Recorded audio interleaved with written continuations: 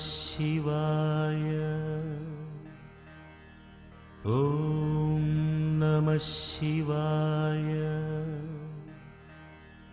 ॐ नमः शिवाय ॐ नमः शिवाय ॐ नमः शिवाय ॐ नमः शिवाय ॐ नमः शिवाय ॐ नमः शिवाय ॐ नमः शिवाय ॐ नमः शिवाय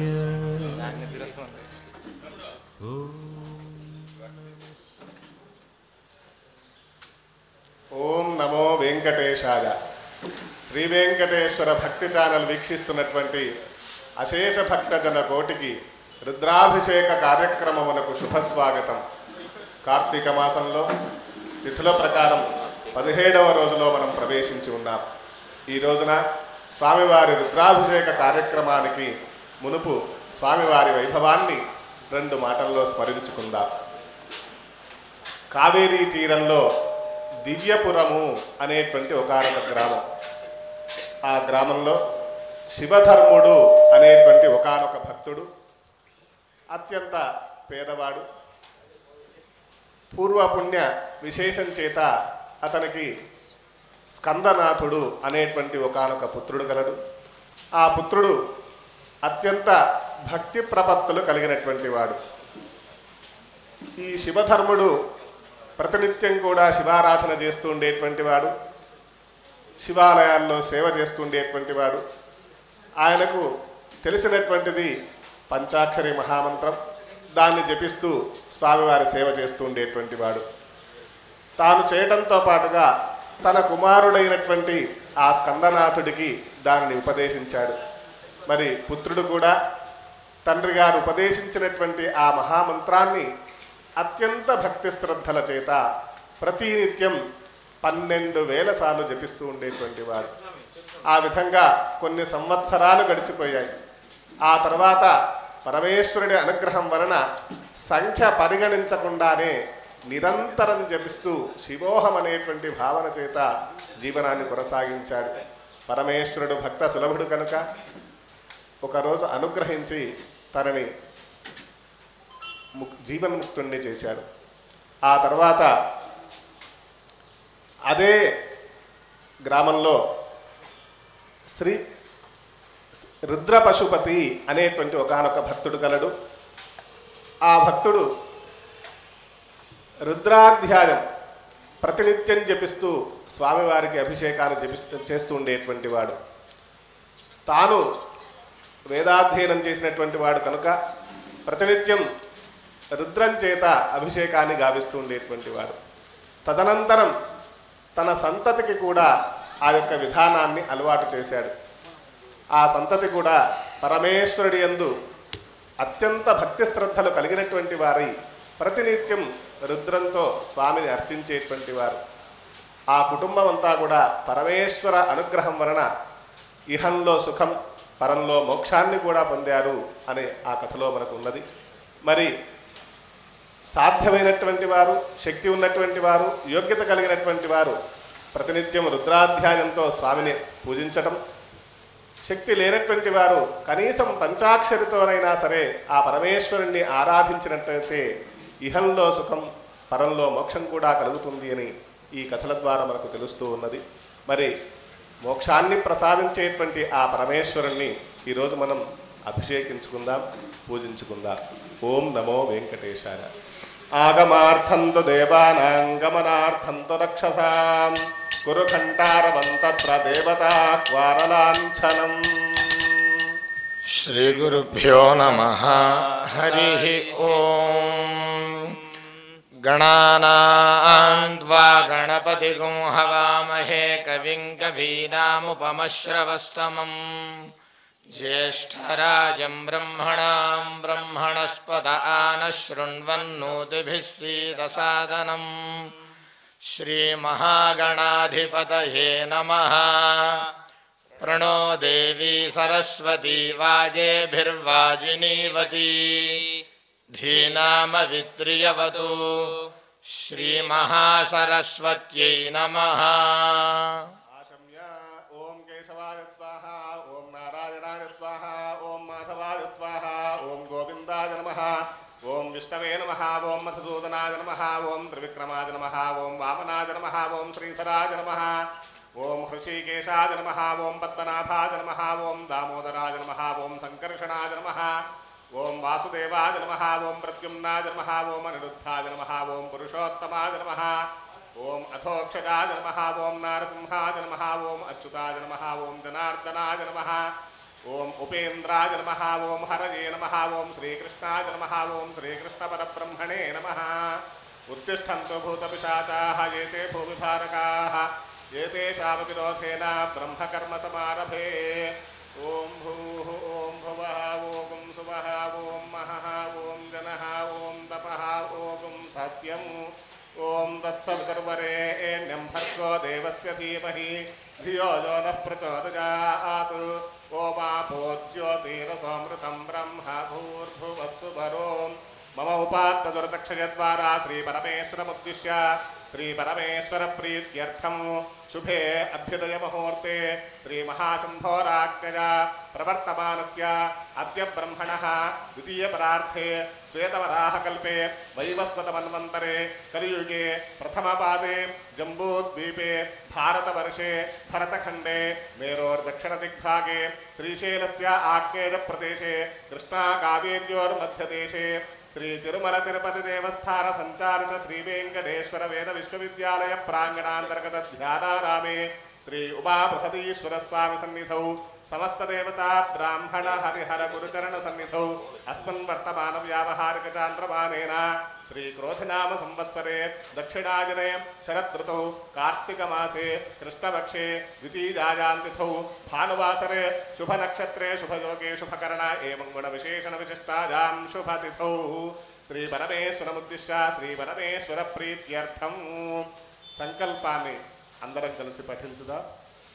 శ్రీ ఉమా బృహదీశ్వర దేవతానుగ్రహేణ श्री उमा बृहदीश्वर देवतानुग्रहेण सर्वेषां भक्तजनानां सकलापन्निवृत्तिपूर्वकं समस्तरोगोपशान्त्यर्थं चिन्तितमनोरथसिद्ध्यर्थं क्षेमस्थैर्य धैर्यवीर्य विजया अभया आयुरारोग्य ऐश्वर्याभिवृद्ध्यर्थं धर्मार्थ काममोक्ष पुरुषार्थसिद्ध्यर्थं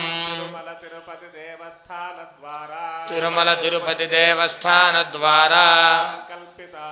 संकल्पितायां कार्तिक मासाभिषेक दीक्षाचर्यायां सप्तदश दिने श्री उमा बृहदीश्वर देवतामुद्दिश्य श्री उमा बृहदीश्वर देवता प्रीत्यर्थम आचार्य मुखेन लघुन्यासपूर्वक रुद्राभिषेकं करिष्यामहे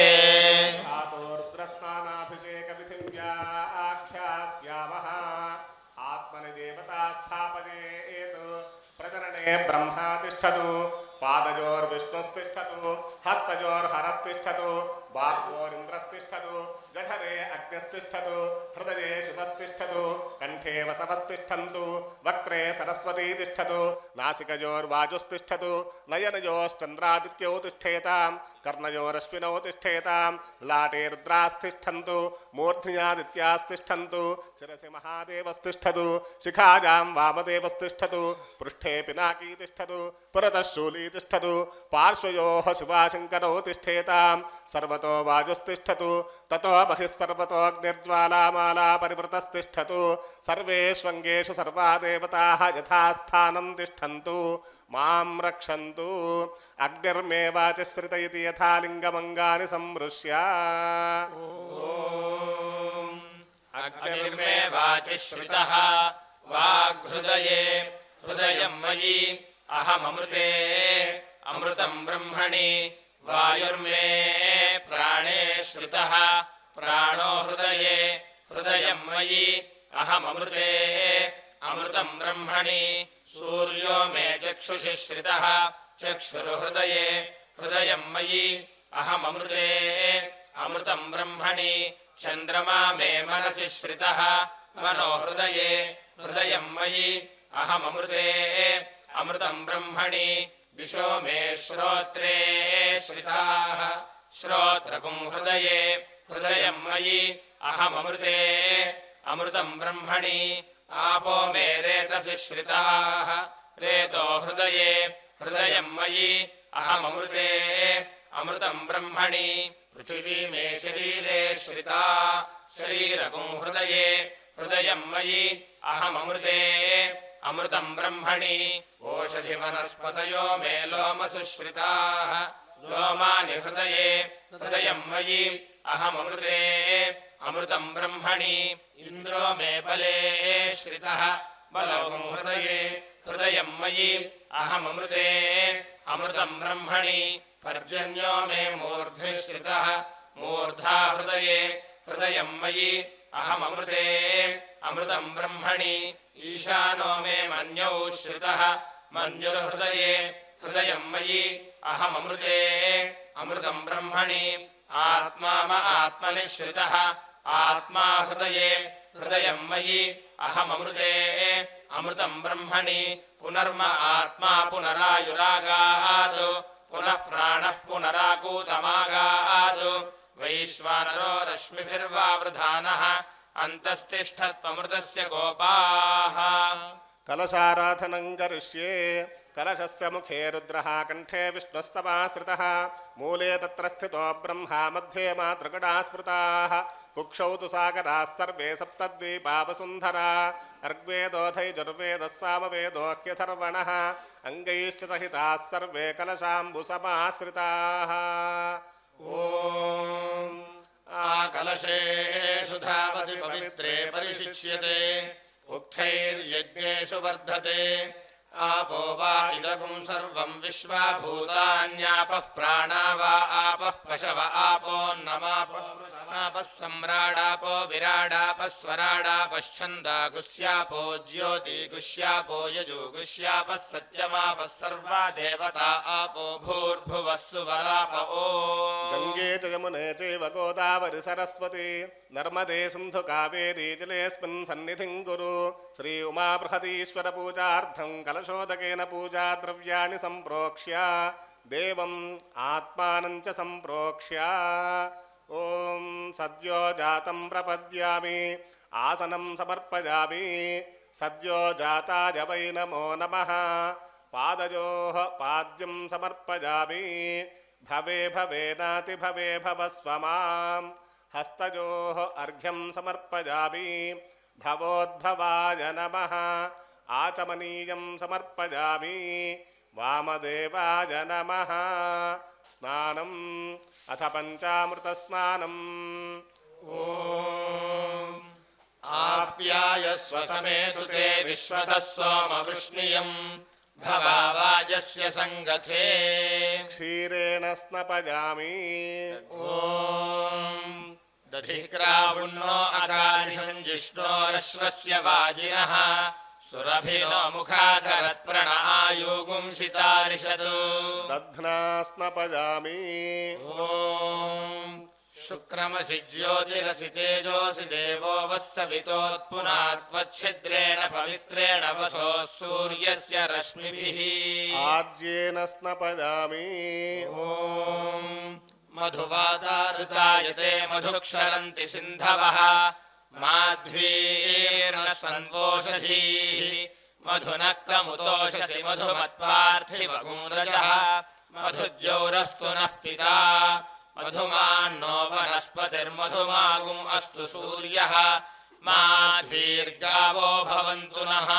मधुना स्नपयामि ॐ स्वादुः पवस्व दिव्याय जन्मने स्वादुरिन्द्राय सुहवीतु नाम्ने स्वादुर्मित्राय वरुणाय वायवे बृहस्पतये मधुमाम् अदाभ्यः शर्करया स्नपयामि ॐ याः फलिनीर्या अफला अपुष्पायाश्च पुष्पिणीः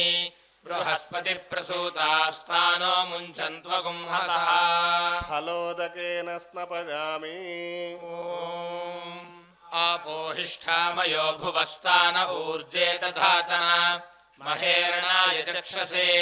यो वः शिवतमोरसस्तस्य भाजयते हनः उशतीरिव मातरः तस्मा अरङ्गमामवो यस्य क्षयाय जिन्वथा आपो जनयथा च नः अस्य श्रीरुद्रस्य प्रश्नस्य अघोर ऋषिः अनुष्टुप् छन्दः सङ्कर्षणमूर्तिस्वरूपो योऽसावादित्यः परमपुरुषस्य एष रुद्रो देवता अग्निकृतचरमाजामिष्टकाजाकुं शतरुद्रीये जपाभिषेके विनियोगः सकलस्य श्रीरुद्राध्यायस्य श्रीरुद्रो देवता एका गायत्री छन्दः तिस्रो अनुष्टुभः तिस्रः पङ्कजः सप्तानुष्टुभो द्वे जगत्यौ परमेश्वर ऋषिः श्री उमाबृहदीश्वर प्रसाद सिद्ध्यर्थे रुद्राभिषेके विनियोगः ॐ नमः शम्भवे च अग्निहोत्रात्मने अङ्गुष्ठाभ्यां नमः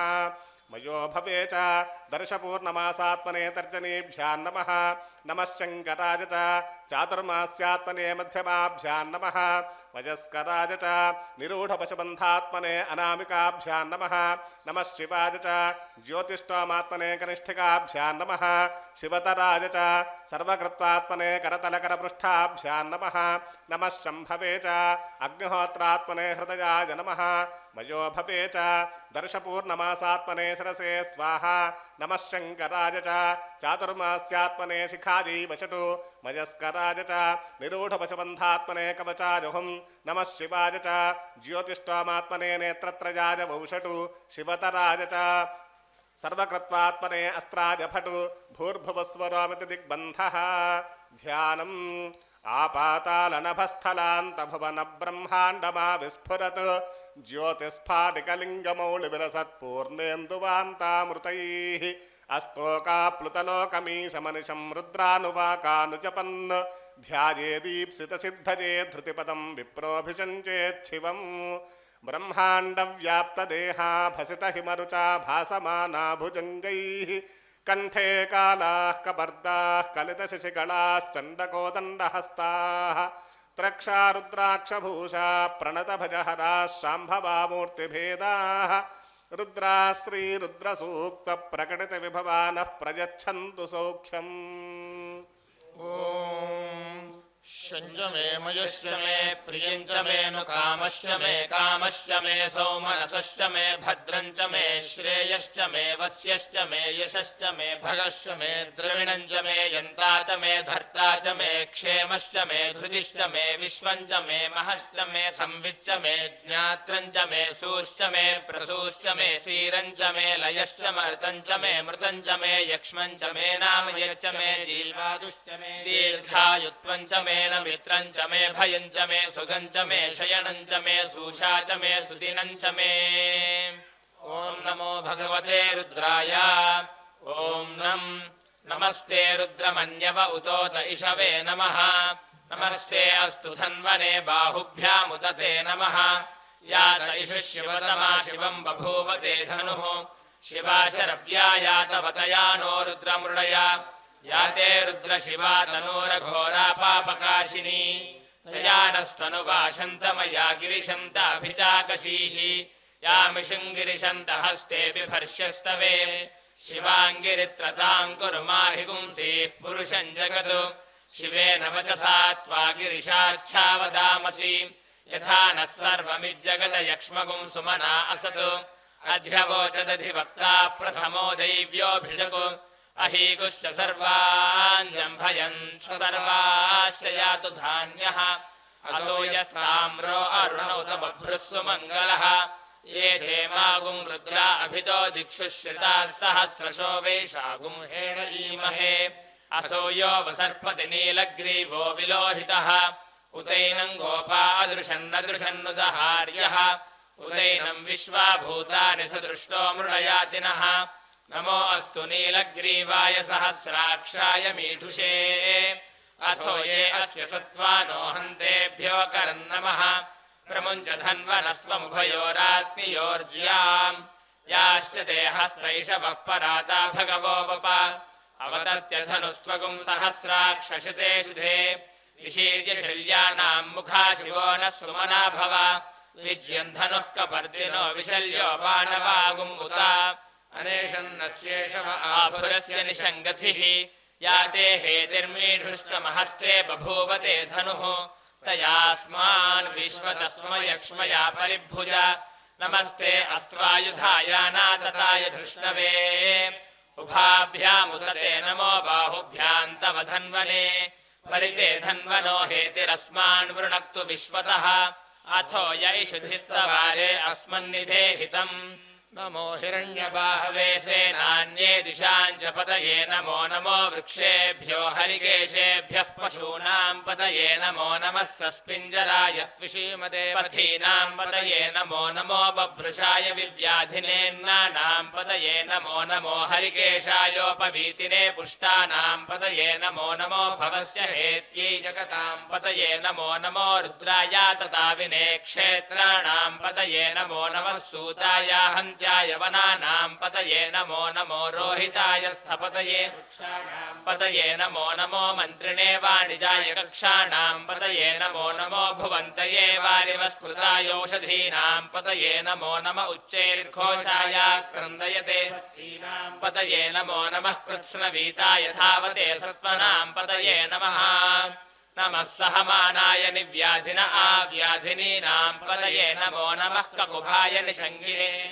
सेनानाम् पतये नमो नमो निषङ्गिण इषुधिमते तस्कराणाम् पतये नमो नमो वञ्चते परिवञ्चते स्तायूनाम् पतये नमो नमो निचेरवे परिचरायारण्यानाम् पतये नमो नमः सृकाविभ्यो जिघागुंसद्भ्यो मुष्णताम् पतये नमो नमोऽसि मध्यो नक्तञ्चरद्भ्यः प्रकृन्तानाम् पतये नमो नम उष्णीशिने गिरिचराय कुरुञ्चानाम् पतये नमो नम इषुमध्यो धन्वादिभ्यश्च वो नमो नम आतन्वा नेभ्यः प्रतिदधानेभ्यश्च वो नमो नम आयच्छद्भ्यो विसृजद्भ्यश्च वो नमो नमोऽस्यद्भ्यो विद्यद्भ्यश्च वो नमो नम आसीनेभ्यः शयानेभ्यश्च वो नमो नमः स्वपद्भ्यो जाग्रद्भ्यश्च वो नमो नमस्तिष्ठद्भ्यो धावद्भ्यश्च वो नमो नमः सभाभ्यः सभापतिभ्यश्च वो नमो नमो अश्वेभ्योऽश्वपतिभ्यश्च वो नमः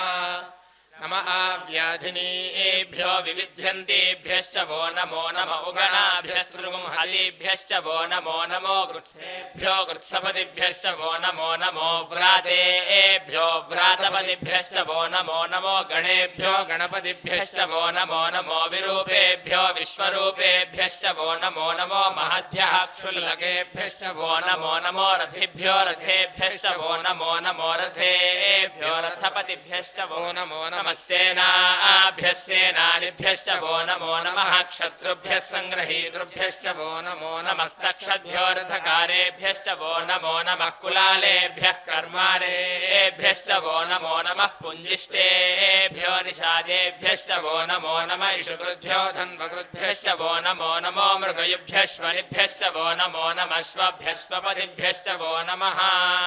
रुद्राय च नमः शर्वाय च पशुपतये च नमो नीलग्रीवाय च श्रीकण्ठाय च नमः कपर्दिने च व्युप्तकेशाय च नमः सहस्राक्षाय च शतधन्वने च नमो गिरिशाय च शिपिविष्टाय च नमो मीढुष्टमाय च सुमते च नमो ह्रस्वाय च वामनाय च नमो बृहते च वर्षीयसे च नमो वृद्धाय च संवृद्धने च नमो अग्र्याय च प्रथमाय च नमः आशवे चाजिराय च नमः शीघ्रियाय च शीभ्याय च नमः भूर्म्याय च वस्वन्याय च नमः स्रोतस्याय च द्वीप्याय च नमो ज्येष्ठाय च कनिष्ठाय च नमः पूर्वजाय च परजाय च नमो मध्यमाय च अपगल्भाय च नमो जघन्याय च बुद्ध्याय च नमः सोभ्याय च प्रतिसर्याय च नमो याम्याय च क्षेम्याय च नमः उर्वर्याय च खल्याय च नमः श्लोक्याय च अवसान्याय च नमो वन्याय च कक्ष्याय च नमः श्रवाय च प्रतिश्रवाय च नमः आशुषेणाय च आशुरथाय च नमः शूराय च अभिन्नते च नमो च वरोधिने च नमो बिल्मिने च कवचिने च नमः श्रुताय च श्रुतसेनाय च नमो दुन्दुभ्याय च हनन्याय च नमो धृष्णवे च प्रमृषाय च नमो दूताय च प्रहिताय च नमो निषङ्गिने चेषु धिमते च नमस्तीक्ष्णेषवे चायुधिने च नमः स्वायुधाय च सुधन्वने च नमः श्रुत्याय च पथ्याय च नमः काट्याय च नीप्याय च नमः सूद्याय च सरस्याय च नमो नाद्याय च वैशन्ताय च नमः कूप्याय च वट्याय च नमो वर्ष्याय च वर्ष्याय च नमो मेघ्याय च विद्युत्याय च नमः ईध्र्याय च तप्याय च नमो वात्याय च रेश्म्याय च नमो वास्तव्याय च वास्तुपाय च नमः सोमाय च रुद्राय च नमस्ताम्राय च अरुणाय च नमः शङ्गाय च पशुपतये च नमः उग्राय च भीमाय च नमो अग्रे वधाय च दूरे वधाय च नमो हन्त्रे च हनीयसे च नमो वृक्षेभ्यो हरिकेशेभ्यो नमस्ताराय नमः शम्भवे च मयोभवे च नमः शङ्कराय च मयस्कराय च नमः शिवाय च शिवतराय च नमस्तीर्थ्याय च कूल्याय च नमः पार्याय च वार्याय च नमः प्रतरणाय चोत्तरणाय च नमः आतार्याय च लाद्याय च नमः षष्ट्याय च फेन्याय च नमः श्रीगत्याय च प्रवाह्याय च नमः हिरण्याय च प्रपथ्याय च नमः किकुंशिलाय च क्षयणाय च नमः कवर्दिने च पुलस्तये च नमो गोष्ठ्याय च गृह्याय च नमः स्तल्प्याय च गेह्याय च नमः काट्याय च गह्वरेष्ठाय च नमो हृदयाय च निवेश्याय च नमः पागुंसव्याय च रजस्याय च नमः शुष्क्याय च हरित्याय च नमो लोप्याय चोलप्याय च नमः ऊर्व्याय च सूर्म्याय च नमः पर्ण्याय च पर्णशुद्ध्याय च नमोपगुरमाणाय च भिघ्नते च नमः आखिरते च प्रक्षितते च नमो वह्किरिकेभ्यो देवानागुं हृदयेभ्यो नमो विक्षीणकेभ्यो नमो विचिन्वत्केभ्यो नमः आनिर्हतेभ्यो नमः आमीवत्केभ्यः द्रापे अन्धसस्पदे दरिद्रन्नीललोहिता येषाम् पुरुषाणामेषाम् पशूनाम् माभेर्मा रोमो येषाम् किञ्चनाममतु या ते रुद्रशिवा तनुः शिवा विश्वाह भेषजी शिवा रुद्रस्य भेषजी तया नो मृडजीवसे इमागुं रुद्राय तवसे कपर्दिने क्षयद्वीराय प्रभरामहे मतिम् यथा नः शमसद्विपदे चतुष्पदे विश्वम् पुष्टम् ग्रामे अस्मिन्ननातुरम् मृडानो रुद्रोतनो मयस्कृति क्षयद्वीराय नमसा विधेमते यच्छञ्चयोश्चमनुरायुजे पिता तदश्याम तव रुद्रप्रणीतौ मानो महान्तमुतमानो अर्भगम् मान उक्षन्तमुतमान उक्षितम् मानो वधीः पितरम् मोदमातरम् प्रियामानस्तनुवो रुद्ररीरिषः मानस्तोकेतन ये मान आयुषि मानो गोषु मानो अश्वेषु रीरिषः वीरान्मानो रुद्रभामितो वधीर्हविष्मन्तो नमसा विधेमते आरात्ते गोघ्न उत पूरुषघ्ने क्षयद्वीराय सुम्नमस्मेते अस्तु रक्षा च नो अधि च देव ब्रूह्यथा च नः शर्म यच्छद्विपुरहाः स्तुहि श्रुतम् कर्तसुदम् युवानम् मृगन्न भीममुपहत्रुमुग्रम् मृडाचरित्रे रुद्रस्तवानो अन्यन्ते अस्मन्निवपन्तु सेनाः परिणो रुद्रस्य हेतुर्वृणक्तु परित्वेषस्य दुर्मतिरघायोः अवस्थिरामघवद्भ्यस्तनुष्वमीढ्वस्तोकायतनयाय मृडय मीढुष्टमशिवतमशिवो नः सुमना भव परमे वृक्ष आयुधम् निधाय कृत्तिम् वसान आचरपिनाकम् बिभ्रदागहि नमस्ते अस्तु भगवः यास्ते सहस्रगुं हेतयोऽन्यमस्मन्निवपन्तु ताः सहस्राणि सहस्रधा बाहुवोस्तव हेतयः तासामीशानो भगवः पराचीना मुखाकृधि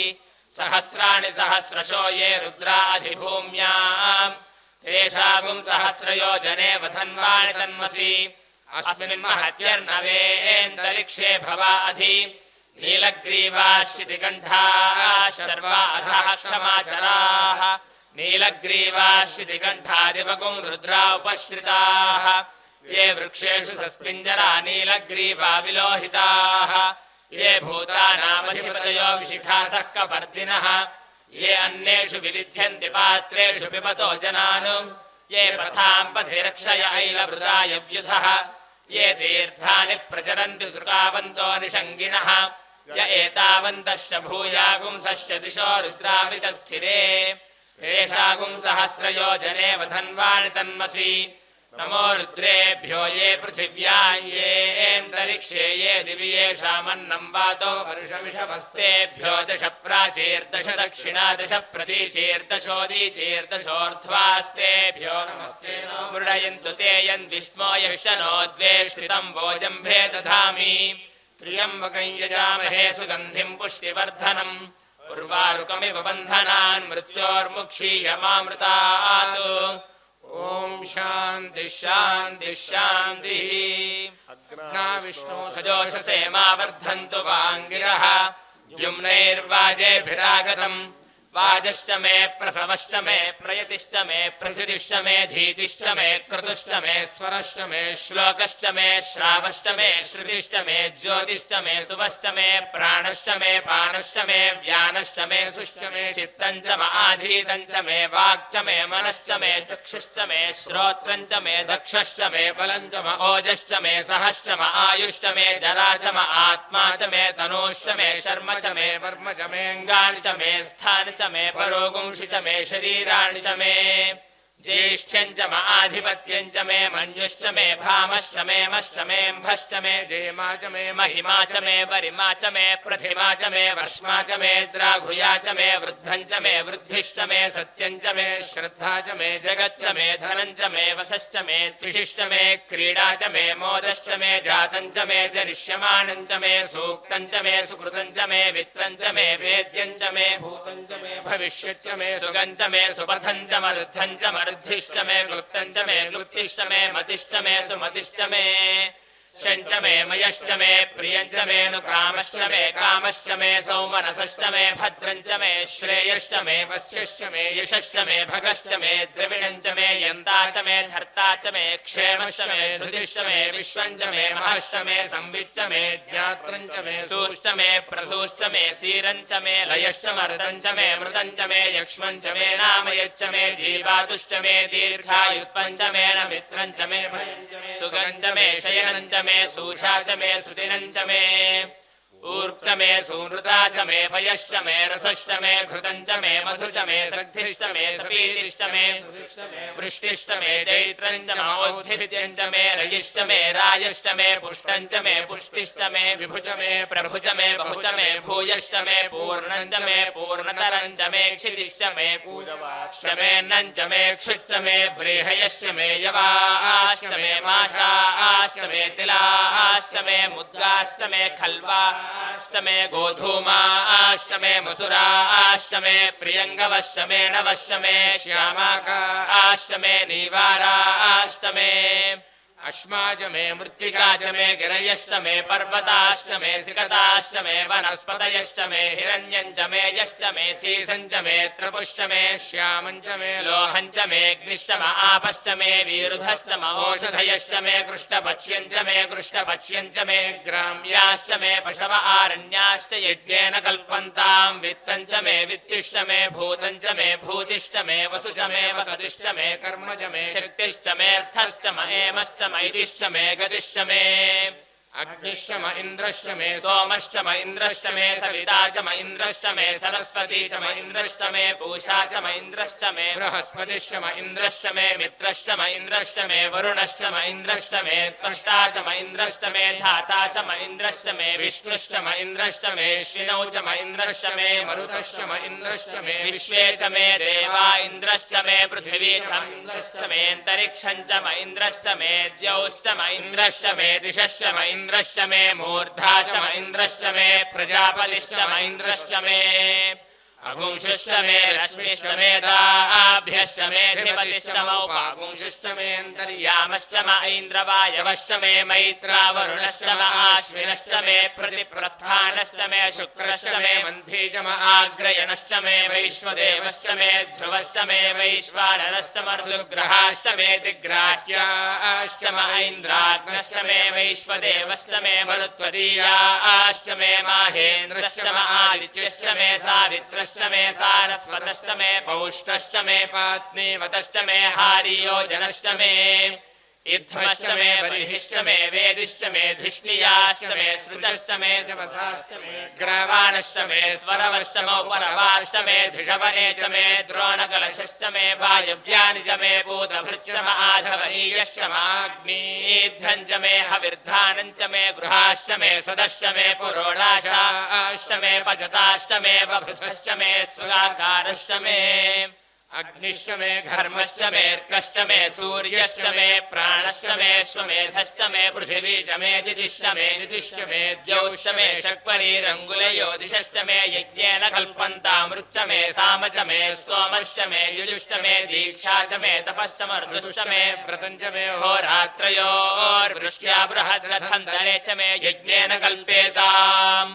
गर्भाश्च मे वत्साश्च मे त्रियविश्च मे त्रियवी च मे दित्यवाच्च मे दित्यौही च मे पञ्चाविश्च मे पञ्चावी च मे त्रिवत्सश्च मे त्रिवत्सा च मे तुर्यवाच्च मे तुर्यौही च मे पष्ठवाच्च मे पष्ठौही च म उक्षा च मे वशा च मर्षभश्च मे वेहच्च मे नड्वाञ्च मे धेनुश्च म आयुर्यज्ञेन कल्पतां प्राणो यज्ञेन कल्पताम् अपानो यज्ञेन कल्पतां व्यानो यज्ञेन कल्पतां चक्षुर्यज्ञेन कल्पताम् श्रोत्रं यज्ञेन कल्पतां मनो यज्ञेन कल्पतां वाग्यज्ञेन कल्पतामात्मा यज्ञेन कल्पतां यज्ञो यज्ञेन कल्पताम् एका च मे तिस्रश्च मे पञ्च च मे सप्त च मे नव च म एकादश च मे त्रयोदश च मे पञ्चदश च मे सप्तदश च मे नवदश च म एकविंशतिश्च मे त्रयोविंशतिश्च मे पञ्चविंशतिश्च मे सप्तविंशतिश्च मे नवविंशतिश्च म एकत्रिंशच्च मे त्रयस्त्रिंशच्च मे चतस्रश्च मे अष्टौ च मे द्वादश च मे षोडश च मे विंशतिश्च मे चतुर्विंशतिश्च मे अष्टाविंशतिश्च मे द्वात्रिंशच्च मे षट्त्रिंशच्च मे चत्वारिंशच्च मे चतुश्चत्वारिंशच्च मे अष्टाचत्वारिंशच्च मे वाजश्च प्रसवश्चापिजश्च कृतश्च सुवश्च मूर्धा च व्यश्नियश्चान्द्यायनश्चान्द्यश्च भुवनश्च भुवनश्चाधिपतिश्च इडादेवहोर्मनुर्यज्ञनेर्बृहस्पतिरुक्था मदानि शगुंसि षद्विश्वे देवाः सूक्तवाचः पृथिवीमातर्मा माहि गुंसीर्मधुमनिष्ये मधुजनिष्ये मधुवक्ष्यामि मधुवदिष्यामि मधुमतीन् देवेभ्यो वाचमुद्यासगुं शुश्रूषेण्यां मनुष्येभ्यस्तं मा देवा अवन्तु शोभायै पितरोऽनुमदन्तु ओम शांति शांति शांतिः सहस्रशीर्षा पुरुषः सहस्राक्षः सहस्रपात् स भूमिं विश्वतो वृत्वा अत्यतिष्ठद्दशाङ्गुलम् पुरुष एवेदगुं सर्वम् यद्भूतं यच्च भव्यम् उतामृतत्वस्येषाणः यदन्नेनातिरोहति एतावानस्य महिमा अतो ज्यायागुश्च पूरुषः पादोऽस्य विश्वाभूतानि त्रिपादस्यामृतं दिवि त्रिपादोऽध्व उदयित्पुरुषः पादोऽस्येह भवात् पुनः ततो विश्वं व्यक्रामतु शासनानशने अभि तस्मात् विराडजायत विराजो अधिपूरुषः स जातो अत्यरिच्यत पश्चाद्भूमिमथो पुरः यत्पुरुषेण हविषा देवा यज्ञमतन्वत वसन्तो अस्यासीदाज्यम् ग्रीष्म इत्मः शरद्धविः सप्तास्यासन् परिधयः 37 समिधः कृताः देवा यद्यज्ञम् तन्वानाः अबध्नन् पुरुषम् पशुम् तञ्यज्ञम् बर्हिषि प्रोक्षन् पुरुषम् जातमग्रतः तेन देवा अयजन्त साध्या ऋषयश्च ये तस्माद्यज्ञात् सर्वहुतः संभृतम् वृषदाज्यम् पशूगुस्तागुश्चक्रे वायव्यान् आरण्यान् ग्राम्याश्च ये तस्माद्यज्ञात् सर्वहुतः ऋचः सामानि जज्ञिरे छन्दागुंसि जज्ञिरे तस्मात् यजुस्तस्मादजायत तस्मादश्वा अजायन्त एके चोभयादतः गावो हजज्ञिरे तस्माज्जाता अजावयः यत्पुरुषम् व्यदधुः कतिधा व्यकल्पयन् मुखम् किमस्य कौ बाहू कावूरूपादावुच्येते ब्राह्मणोऽस्य मुखमासीत् बाहूराजन्यः कृतः ऊरू तदस्य यद्वैश्यः पद्भ्यागुं शूद्रो अजायत चन्द्रमा मनसो जातः चक्षोः सूर्यो अजायत मुखादिन्द्रश्चाग्निश्च प्राणाद्वायुरजायत नाभ्या आसीदन्तरिक्षम् शीर्ष्णोद्यौ समवर्तत पद्भ्याम् भूमिर्दिशः श्रोत्रात् तथा लोकागुम् अकल्पयन् वेदाहमेतम् पुरुषम् महान्तम् आदित्यवर्णम् तमसस्तु बाले सर्वाणि रूपाणि विचित्य धीरः नामानि कृत्वाभिमतयुतास्ते धाता पुरस्ताद्यमुदा जहार शक्रः प्रविद्वान् प्रदिशश्चतस्रः तमेवम् विद्वानमृत इह भवति नान्यः पन्थायनाय विद्यते यज्ञेन यज्ञमयजन्त देवाः तानि धर्माणि प्रथमान्यासन् ते हनाकम् महिमानः सृजन्ते यत्र पूर्वे साध्याः सन्ति देवाः अभ्यः सम्भूतः पृथिव्यैरसाच्च विश्वकर्मणः समवर्तताधि तस्य त्वष्टा विदधद्रूपमेति तत्पुरुषस्य विश्वमाजानमग्रे वेदाहमेतम् पुरुषम् महान्तम् आदित्यवर्णम् तमसः परस्तात् तमेवम् विद्वानमृत इह भवति नान्यः पन्था विद्यते यनाय प्रजापतिश्चरति गर्भे अन्तः अजायमानो बहुधा विजायते तस्य धीराः परिजानन्ति योनिम् मरीचीनाम् पदमिच्छन्ति वेधसः यो देवेभ्य आतपति यो देवानाम् पुरोहितः पूर्वो यो देवेभ्यो जातः नमोर्चाय ब्राह्मये ऋचम् ब्राह्मम् जनयन्तः देवा अग्रे तदब्रुवन् यस्त्वैवम् ब्राह्मणो विद्यात् तस्य देवा असनुवशे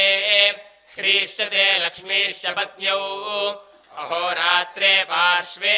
नक्षत्राणि रूपम् अश्विनो व्यात्तम् इष्टम् मनिषाण अमुम् मनिषाण सर्वम् मनिषाण तच्छय्योरावृणीमहे गातुम् यज्ञाय गातुम् यज्ञपतये दैवी स्वस्तिरस्तु नः स्वस्तिर्मानुषेभ्यः ऊर्ध्वञ्जिगातु भेषजम् शन्नो अस्तु द्विपदे शञ्चतुष्पदे ॐ शान्तिः शान्तिः शान्तिः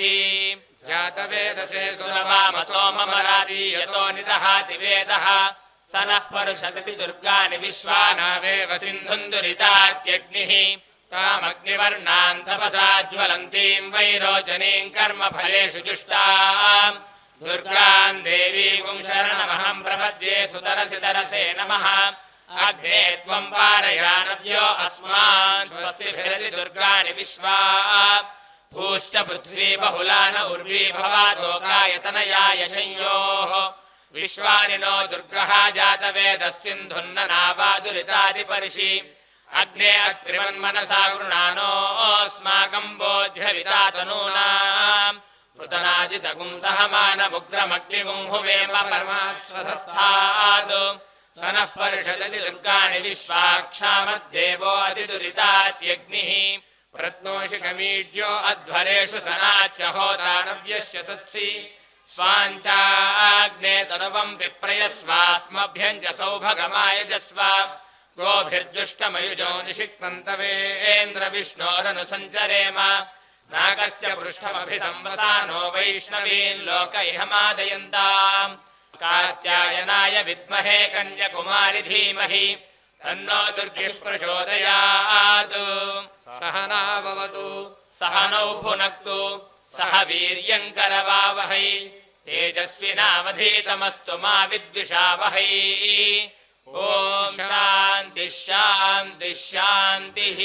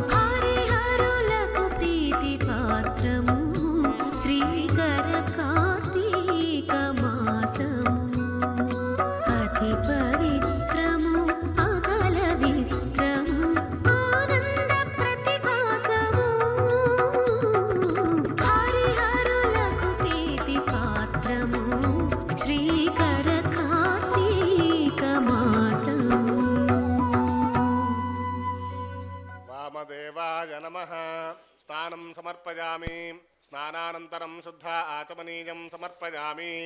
ज्येष्ठाय नमः वस्त्रं समर्पयामि श्रेष्ठाय नमः उपवीतं समर्पयामि रुद्राय नमः आभरणानि समर्पयामि कालाय नमः गन्धं समर्पयामि कलविकरणाय नमः अक्षताः समर्पयामि बलविकरणाय नमः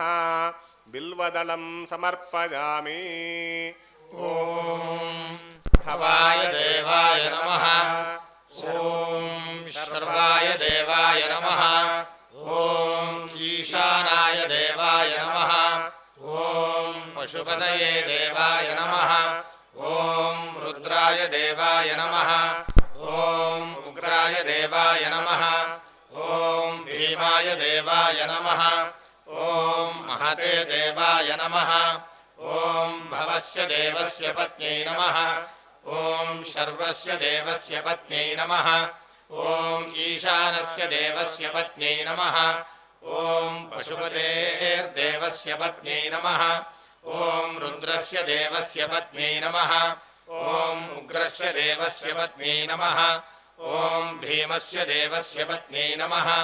ॐ महतो देवस्य पत्न्यै नमः ॐ निधनपतये नमः ॐ निधनपतान्तिकाय नमः ॐ ऊर्ध्वाय नमः ॐ ऊर्ध्वलिङ्गाय नमः ॐ हिरण्याय नमः ॐ हिरण्यलिङ्गाय नमः ॐ सुवर्णाय नमः ॐ सुवर्णलिङ्गाय नमः ॐ दिव्याय नमः ॐ दिव्यलिङ्गाय नमः ॐ भवाय नमः ॐ भवलिङ्गाय नमः ॐ शर्वाय नमः ॐ शर्वलिङ्गाय नमः ॐ शिवाय नमः ॐ शिवलिङ्गाय नमः ॐ ज्वलाय नमः ॐ ज्वललिङ्गाय नमः ॐ आत्माय नमः ॐ आत्मलिङ्गाय नमः ॐ परमाय नमः ॐ परमलिङ्गाय नमः एतत् सोमस्य सूर्यस्य सर्वलिङ्गगुस्थापयति पाणिमन्त्रं पवित्रम् ॐ शिवाय नमः ॐ महेश्वराय नमः ॐ शम्भवे नमः ॐ पिनाकिने नमः ॐ शशिशेखराय नमः ॐ वामदेवाय नमः ॐ विरूपाक्षाय नमः ॐ कपर्दिने नमः ॐ नीललोहिताय नमः ॐ शङ्कराय नमः ॐ शूलपाणये नमः ॐ खट्वाङ्गिने नमः ॐ विष्णुवल्लभाय नमः ॐ शिपिविष्टाय नमः ॐ अम्बिकानाथाय नमः ॐ श्रीकण्ठाय नमः ॐ भक्तवत्सलाय नमः ॐ भवाय नमः ॐ सर्वाय नमः ॐ त्रिलोकेशाय नमः ॐ शितिकण्ठाय नमः ॐ शिवाप्रियाय नमः ॐ उग्राय नमः ॐ कपालिने नमः ॐ कामारये नमः ॐ अन्धकासुरसूदनाय नमः ॐ गङ्गाधराय नमः ॐ ललाटाक्षाय नमः ॐ कालकालाय नमः ॐ कृपानिधये नमः ॐ भीमाय नमः ॐ परशुहस्ताय नमः ॐ मृगपाणये नमः ॐ जटाधराय नमः ॐ कैलासवासिने नमः ॐ कवचिने नमः ॐ कठोराय नमः ॐ त्रिपुरान्तकाय नमः ॐ वृषाङ्काय नमः ॐ वृषभारूढाय नमः ॐ भस्मोद्धूलितविग्रहाय नमः ॐ सामप्रियाय नमः ॐ स्वरमजाय नमः ॐ त्रयीमूर्तये नमः ॐ अनीश्वराय नमः ॐ सर्वज्ञाय नमः ॐ परमात्मने नमः ॐ सोमसूर्याग्निलोचनाय नमः ॐ हविषे नमः ॐ यज्ञमयाय नमः ॐ सोमाय नमः ॐ पञ्चवक्त्राय नमः ॐ सदाशिवाय नमः ॐ विश्वेश्वराय नमः ॐ वीरभद्राय नमः ॐ गणनाथाय नमः ॐ प्रजापतये नमः ॐ हिरण्यरेतसे नमः ॐ दुर्दर्शाय नमः ॐ गिरीशाय नमः ॐ गिरिशाय नमः ॐ अनघाय नमः ॐ भुजङ्गभूषणाय नमः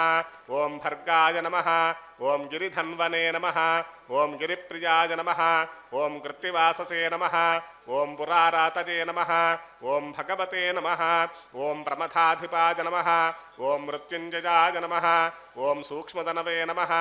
ॐ जगद्व्यापिने नमः ॐ जगद्गुरवे नमः ॐ व्योमकेशाय नमः ఓం మహాసేనజనకాయ నమః. ఓం చారువిక్రమాయ నమః. ఓం రుద్రాయ నమః. ఓం భూతపతయే నమః. ఓం స్థానవే నమః. ఓం అహిర్బుద్ధ్యాయ నమః. ఓం దిగంబరాయ నమః. ఓం అష్టమూర్తయే నమః. ఓం అనేకాత్మనే నమః. ఓం సాత్వికాయ నమః. ఓం శుద్ధ విగ్రహాయ నమః. ఓం శాశ్వతాయ నమః. ఓం ఖండపరశవే నమః. ఓం అజాయ నమః. ఓం పాశవిమోచకాయ నమః. ఓం మృడాయ నమః. ఓం పశుపతయే నమః. ఓం దేవాయ నమః. ఓం మహాదేవాయ నమః. ఓం అవ్యయాయ నమః. ఓం హరయే నమః. ఓం పూషదంతభిదే నమః. ఓం అవ్యగ్రాయ నమః. ఓం దక్షాధ్వరహరాయ నమః. ఓం హరాయ నమః. ఓం భగనేత్రభిదే నమః. ఓం అవ్యక్తాయ నమః. ఓం సహస్రాక్షాయ నమః. ఓం సహస్రపదే నమః. ఓం అపవర్గప్రదాయ నమః. ఓం అనంతాయ నమః. ఓం తారకాయ నమః. ఓం పరమేశ్వరాయ నమః. శ్రీ ఉమాబృహదీశ్వర స్వామినే నమః. నానావిధ పరిమళ పత్రపుష్పాక్షత పూజా సమర్పయామి. బలాయ నమః. ధూపమాఘ్రాపయామి. బలప్రమథనాయ నమః. దీపం దర్శయామి. ధూపదీపానంతరం శుద్ధ ఆచమనీయం సమర్పయామి. సర్వభూతదమనాయ నమః. నైవేద్యం అమృతోపహారం నివేదయామి. ఉత్తరాపోషణం సమర్పయామి. హస్తో ప్రక్షాళయామి. పాదో ప్రక్షాళయామి. పునరాచమనీయం సమర్పయామి. మనోన్మనాయ నమః. తాంబూలం సమర్పయామి. తాంబూలచర్వణానంతరం శుద్ధ ఆచమనీయం సమర్పయామి. ఓం అఘోరేభ్యో ఘోరేభ్యో ఘోరఘోరతరేభ్యః సర్వేభ్యః సర్వశర్వేభ్యో నమస్తే అస్తు రుద్రరూపేభ్యః. సమ్రాజం చ విరాజం చాభిశ్రీర్యాచనో గృహే లక్ష్మీరాష్ట్రస్య యా ముఖే తయా మాసగుం సృజామసి. నీరాజనం దర్శయామి. నీరాజనానంతరం శుద్ధాచమనీయం సమర్పయామి. ఓం తత్పురుషాయ విద్మహే మహాదేవాయ ధీమహి తన్నో రుద్రః ప్రచోదయాత్. కాత్యాయనాయ విద్మహే కన్యకుమారి ధీమహి తన్నో దుర్గిః ప్రచోదయాత్. మంత్రపుష్పం సమర్పయామి. ఓం ఈశానः సర్వవిద్యానాం ఈశ్వరः సర్వభూతానాం బ్రహ్మాధిపతిర్బ్రహ్మణోధిపతిర్బ్రహ్మ శివో మే అస్తు సదా శివో. ఆత్మప్రదక్షిణం సమర్పయామి. పునః పూజాం కరిష్యే. ఛత్రమాచ్ఛాదయామి. చామరాభ్యాం వీజయామి. నృత్యం దర్శయామి. గీతం శ్రావయామి. ఆందోళికామారోహయామి. సమస్త రాజోపచార భక్త్యుపచార శక్త్యుపచార పూజా సమర్పయామి. యస్య స్మృత్యా చ నామోక్త్యా తపః పూజా క్రియాదిషు న్యూనం సంపూర్ణతాం యాతి సద్యో వందే తమీశ్వరం. మంత్రహీనం క్రియాహీనం భక్తిహీనం మహేశ్వర. యత్పూజితం మయా దేవా పరిపూర్ణం తదస్తు తే. అనేన లఘున్యాసపూర్వక రుద్రాభిషేచనేన భగవాన్ సర్వాత్మకః శ్రీ ఉమాబృహదీశ్వరः సుప్రీణాతు. ఏతత్ఫలం పరమేశ్వరార్పణమస్తు. క్షమా ప్రార్థనను పలుకుదాం. కరచరణకృతం వా కరచరణకృతం వా కర్మవాక్కాయజం వా కర్మవాక్కాయజం వా శ్రవణనయనజం వా శ్రవణనయనజం వా మానసం వాపరాధం మానసం వాపరాధం విహితమవిహితం వా విహితమహితం వా సర్వమేతత్క్షమస్వ సర్వమేతత్క్షమస్వ. జయ జయ కరుణాబ్ధే జయ జయ కరుణాబ్ధే శ్రీ మహాదేవ శంభో. శ్రీ మహాదేవ శంభో. సూర్యచంద్రాగ్నినేత్రాయ నమః కైలాసవాసినే అంబికా ప్రాణనాథాయ మహాదేవాయ మంగళం. శ్రియఃకాంతాయ కళ్యాణ నిధయే నిధయేర్థినాం శ్రీవేంకటనివాసాయ శ్రీనివాసాయ మంగళం. ఓం నమః శివాయ. ఓం నమః శివాయ. ఓం నమః శివాయ. ఓం నమః शिवाय ॐ नमः शिवाय ॐ नमः शिवाय ॐ नमः शिवाय ॐ नमः शिवाय ॐ नमः शिवाय ॐ नमः शिवाय